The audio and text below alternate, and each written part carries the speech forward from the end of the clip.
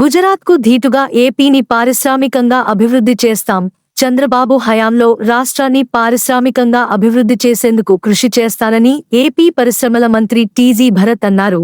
శుక్రవారం టీడీపీ జిల్లా కార్యాలయంలో ఆయన విలేకరులతో మాట్లాడుతూ వచ్చే 5 సంవత్సరాలలో రాష్ట్రాన్ని గుజరాత్కు ధీటుగా రాష్ట్రాన్ని అభివృద్ధి చేస్తామని పేర్కొన్నారు. పారిశ్రామికవేత్తలతో చర్చించి రాష్ట్రానికి రావాల్సిన పరిశ్రమలను తీసుకువస్తాం అన్నారు. ఎయిర్పోర్ట్ వచ్చింది. నేను ఆల్రెడీ రిక్వెస్ట్ చేయడం జరిగింది. మన రామ్మోహన్ నాయుడు గారికి రిక్వెస్ట్ చేసిన, మనకి విజయవాడ నుంచి కర్నూలుకి ఫ్లైట్స్ లేదు, ఖచ్చితంగా మీరు చేయాలని. చాలా ఇంపార్టెంట్. అంటే రామ్మోహన్ నాయుడు గారు ఏం చెప్పారంటే, మనం ఢిల్లీకి కూర్చుంటాం, వర్కౌట్ చేసి క్లియర్ చేస్తామన్నారు. అదే కాకుండా నైట్ ల్యాండింగ్ కూడా ఇవన్నీ చాలా ఇంపార్టెంట్.